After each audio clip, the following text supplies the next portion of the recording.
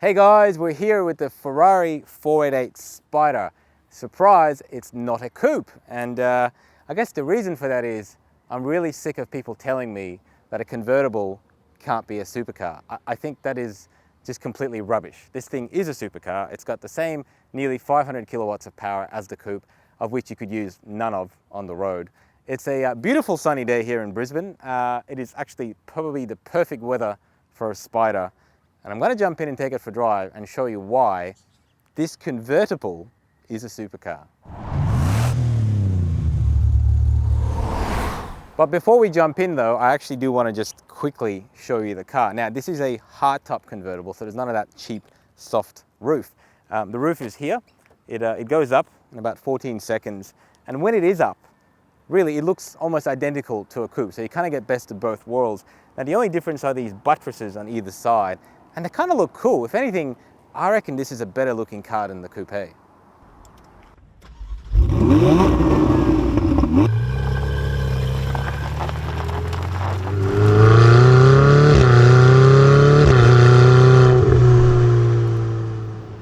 So I've heard there is rain coming in a couple of hours, so we've got to be pretty quick with this car. Now, what I do want to mention is that the engine that is sitting directly behind me is the same 3.9 litre twin turbo V8 as you get in the coupe. Now you get 492 kilowatts of power and 760 newton meters of torque. That is a hell of a lot for a car that weighs only 1,525 kilos, but it is important to note that that weight is actually 50 kilos more than the coupe.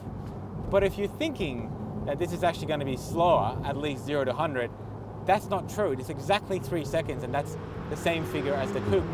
And I don't know how that makes any sense, because how can a car weigh more and still go to 100 in the same time? Now, what I do know though, is that when you go faster, when you go from 100 to 200, it's about half a second slower than the coupe. But in Australia, that doesn't mean anything, because you're never going to go from 100 to 200 on the road without going straight to jail. So what I'm going to do now is I'm going to take this little switch on the steering wheel. I'm going to take it into sport, which kind of turns on the exhaust at around 3,500 RPM. That kind of irritates me, because I would prefer the exhaust to be on basically all the time. And in order to do that, you got to put it in race mode. You can immediately hear the difference. Now that turns it on at around 1,500 RPM. For me, I would actually get Ferrari to just have it on permanently, and you can do that after you buy the car. But anyway, it's in race. I'm going to go fast, and I'm going to show you why the dynamics of this Spider are just as good as the coupe. So, the one thing you'll notice about the Ferrari is that it's pretty twitchy, but in a good way. So, even in second gear, the back will step out on you as you floor it.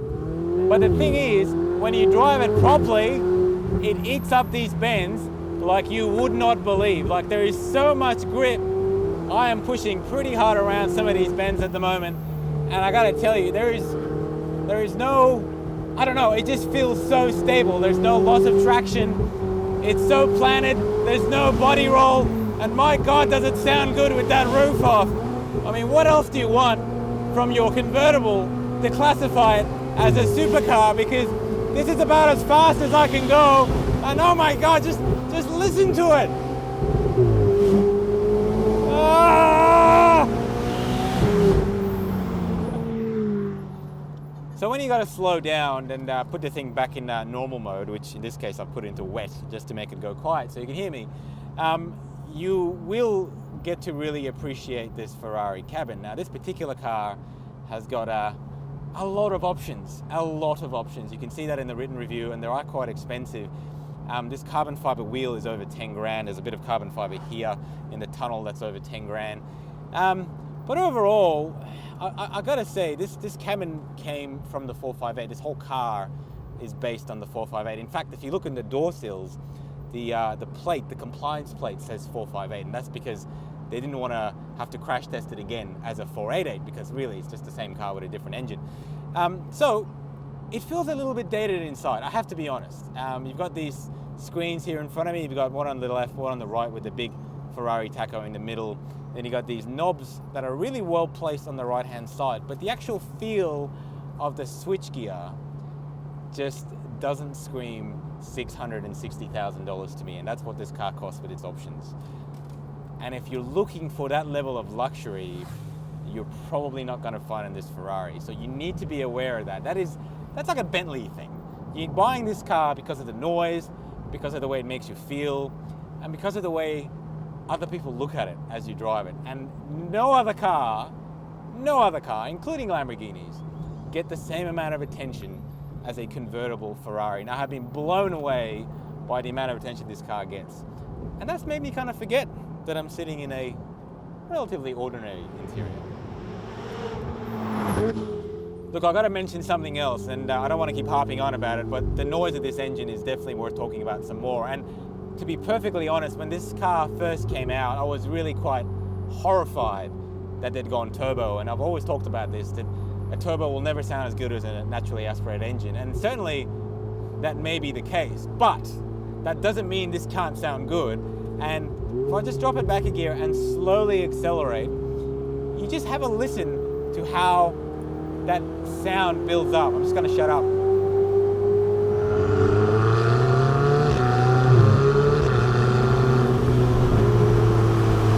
Like, honestly, if you can listen to that and go, yeah, there's no hope left for it. So look, I am really impressed by the way this car drives, by the way this car handles, and even by the way this car sounds, especially if you've got the roof open. But what really blows me away is how this car rides. It is so extremely compliant and comfortable as a daily. In fact, I would go so far as to say that it's more comfortable than like a normal Mercedes E-Class. It's just the suspension absorbs everything without actually giving away any of that dynamic ability. And that makes it a really practical daily. And it's got some really nice features. The trunk at the front, or the frunk, whatever you want to call it, is humongous. We've managed to fit all our filming equipment in there, and it's still got some room left over. So if you want to go shopping and put the whole weekly set of groceries in there, you can. In a Ferrari, it's ridiculous. And when you go into the car park, there is a button you can press which will lift the front of the car up. Now, it is an optional lift kit, but it's actually not that expensive. And it makes the practicality of this car so much more that you could own this as a daily and never be afraid of where you have to take it and how you have to take it out of there. Because it's like a normal car, except it's not. It's a supercar. But look, it's not all perfect. No car ever is. And there are some disadvantages to buying a convertible Ferrari over the coupe. One, it costs about $60,000 more, and that's not an insignificant amount of money, even for a Ferrari owner. Secondly, as I mentioned, it is a bit heavier, and if you're thinking that you're going to track it all the time, there may be this weird conception in your head where the coupe will be faster, and I'm here to tell you this is not true. This car will do perfectly fine on a racetrack, and unless you're Sebastian Vettel, that extra 50 kilos will make absolutely no difference to your driving ability, because this car is better than you. So as fast as you think you can go, that extra 50 kilos will make no difference. Now, thirdly, it's back to that idea that a convertible Ferrari isn't a real Ferrari. And a lot of people may think that if you own this car.